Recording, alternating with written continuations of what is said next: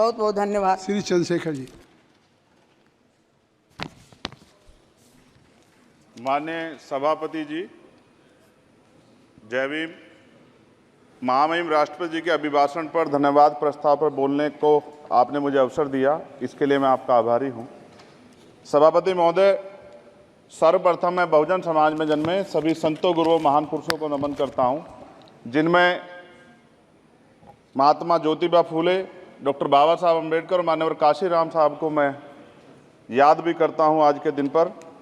साथ साथ नगीना की महान जनता और भीम आर्मी और हमारी पार्टी आज़ाद समाज पार्टी काशीराम के साथियों का भी धन्यवाद करता हूं। इसके बाद अपने कुल गुरु जगत गुरु सदगुरु रविदास जी महाराज को भी मैं नमन करता हूं, जिन्होंने दुनिया को लगभग 600 साल पहले बेगमपुरा शहर के रूप में दुनिया का सबसे महान लोकतांत्रिक दर्शन दिया।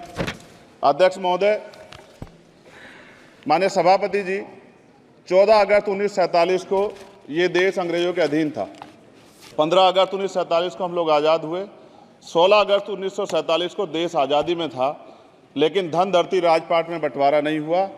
जो साधन संसाधन थे उनमें बंटवारा सही रूप से न होने के कारण एक बहुत बड़ी आबादी सुविधाओं से वंचित और सम्मान से वंचित रह गई। उनको सम्मान देने के लिए और अंतिम व्यक्ति तक सुविधाएं पहुंचे, इसके लिए लोकतंत्र की व्यवस्था हुई। लेकिन आज़ादी के 70 साल बाद भी हम कहाँ खड़े हैं, इस पर ये चिंता का विषय है। मैं मानता हूं कि सामाजिक न्याय तभी होगा माननीय सभापति जी, जब जातीय जनगणना पूरी होगी और जातीय जनगणना कराई जाएगी और साथ साथ संख्या के आधार पर आरक्षण जो है वंचित वर्गों का बढ़ाया जाएगा।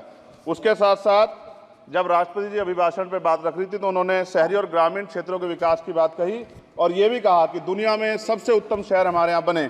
लेकिन माननीय सभापति जी, 70% आबादी तो गांव में निवास करती है, तो गांव की आबादी के बारे में भी सोचना होगा कि उनका जीवन कैसे बदले। माननीय सभापति जी, उच्च शैक्षणिक संस्थानों में बहुजन समाज के जो छात्र हैं उनके साथ कास्ट एट्रोसिटी हो रही है, निरंतर उनकी हत्या हो रही है। साथ साथ जो सरकारी कर्मचारी हैं दफ्तरों में, उनके साथ भी जो SC ST OBC और मुस्लिम और अन्य धार्मिक अल्पसंख्यक, उनके साथ भी माननीय सभापति जी जातिगत और धार्मिक जो है शोषण किया जा रहा है। इसलिए मेरी मांग भी है कि पुरानी पेंशन को भी अध्यक्ष जी बहाल किया जाए। जो कर्मचारी देश की सेवा में लगे हैं उनका भी सम्मान होना चाहिए। साथ साथ सभापति जी, भाजपा ने चुनावी लाभ के लिए सबका साथ सबका विकास के नारे दिए जो खोखले हैं, क्योंकि 10 साल में दलित, पिछड़े, आदिवासी, मुस्लिम और अन्य धार्मिक अल्पसंख्यक जो अत्याचार हुए हैं वो किससे छिपे हुए नहीं हैं। ये गलत है, ये बंद होना चाहिए। सभापति महोदय जी, महामहिम राष्ट्रपति जी के अभिभाषण में निजी क्षेत्रों में SC ST OBC को रिजर्वेशन देने का कोई उल्लेख नहीं हुआ है, जो कि आज चर्चा का विषय, क्योंकि 98% प्राइवेट सेक्टर है, 2% सरकारी सेक्टर है, तो 98% प्राइवेट सेक्टर में भी हमारी हिस्सेदारी की बात होनी चाहिए। माननीय सभापति जी, आशा कार्यकर्ताओं, आंगनबाड़ी वर्करों, भोजन माताओं के वेतन वृद्धि पे भी कोई उल्लेख नहीं हुआ है, वो भी अभी नंगे, उन पर भी सोचना पड़ेगा। माननीय सभापति जी, जिस क्षेत्र से मैं चुन के आऊँ नगीना से, वो बहुत पिछड़ा क्षेत्र है। उस क्षेत्र में कोई विशेष आर्थिक पैकेज नहीं दिया गया, रोजगार की सेवाएं नहीं है, नौजवान पलायन करता है। IIT, IIM, एम्स, केंद्रीय विद्यालय आदि शिक्षा में और चिकित्सा संस्थानों की स्थापना होनी चाहिए, जो कि नहीं है। और माननीय सभापति जी, मानसून सत्र आ गया है, मेरा क्षेत्र बाढ़ से बहुत प्रभावित है, इसलिए मैं आपसे आग्रह करूंगा कि वहां के लोगों को बाढ़ से निजात दिलाई जाए। माननीय सभापति जी, चीन हमें आंख दिखा रहा है और लगातार हमारे देश की सीमाओं में घुसपैठ कर रहा है, इसलिए अग्निवीर योजना को हटाकर पुनः सेना भर्ती शुरू की जाए और साथ साथ भारत की सबसे प्राचीन व बहादुर रेजिमेंट में से एक चमार रेजिमेंट को पुनः बहाल करा जाए, ऐसा भी मेरा आपसे आग्रह है। माननीय सभापति जी, पिछले सारे प्रधानमंत्रियों ने मिलकर जितना कर्ज लिया है उससे दुगना कर्ज हमारे वर्तमान के प्रधानमंत्री जी ने लिया है। किसान अगर अपना कर्ज माफ कराने के लिए जाता है तो लाठी झेलनी पड़ती है, जबकि सरकार ने धन्ना सेठों का 15 लाख करोड़ रुपया माफ किया है।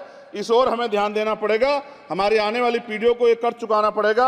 माननीय सभापति महोदय जी, किसानों को MSP की लीगल गारंटी तथा किसानों का कर्ज माफ होना चाहिए।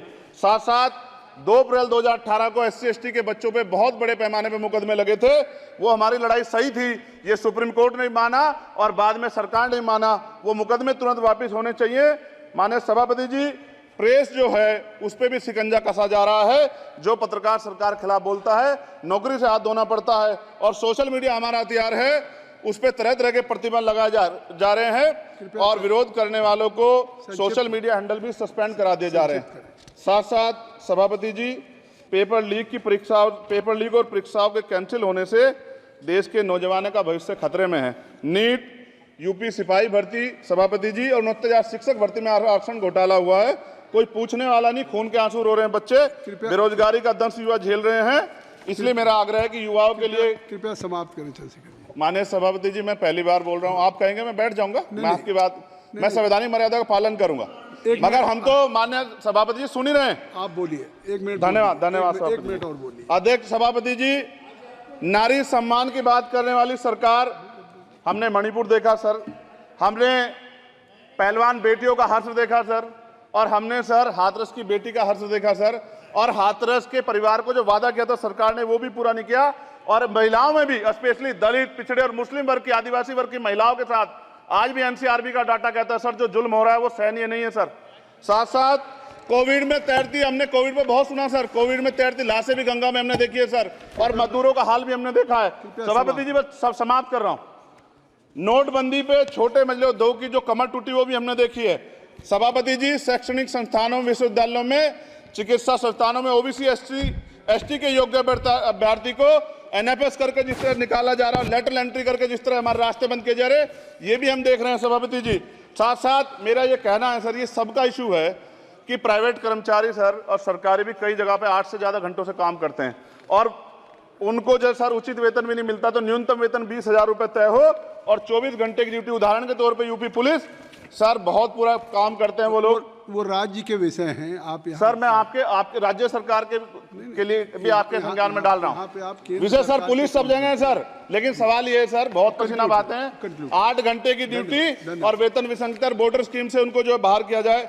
माननीय सभापति जी, 1 मिनट चाहिए सभापति जी। राष्ट्रपति जी ने धर्म के बारे में बात की थी, राम मंदिर से पहले हमारे गुरुघर तुगलकाबाद का फैसला आया था राष्ट्रपति जी, वो सभापति जी अभी तक दिल्ली में स्थित सदगुरु रविदास जी महाराज का गुरुघर नहीं बना। साथ साथ सभापति जी, अपनी बात को खत्म करते हुए मैं आपसे कहना चाहता हूं कि जितना देश दूसरों का है सर, इतना हमारा भी है। हम मरने के लिए पैदा नहीं हुए, जो चाहता है हमारी हत्या कर देता है। मूछे रखने पे, घोड़ी पे बैठने पे, मटकी छूने पे हमारी हत्या हो रही है। क्या बदला है सर? 70 साल बाद भी दलित, पिछड़े, मुसलमानों पे हिंसा नहीं रुक रही है सर। मेरा आपसे संरक्षण के साथ ये आग्रह है कि इन घटनाओं को रोका जाए और देश किसी की बपोती नहीं है, देश संविधान से चलता है सर और संविधान से चलेगा, संविधान छेड़खानी बर्दाश्त नहीं की जाएगी सर। धन्यवाद। अगर आप ये वीडियो YouTube पर देख रहे हैं तो हमारे चैनल को सब्सक्राइब करें और बेल आइकन को दबाना ना भूलें। अगर आप Facebook पर ये वीडियो देख रहे हैं तो हमारे पेज को लाइक करें।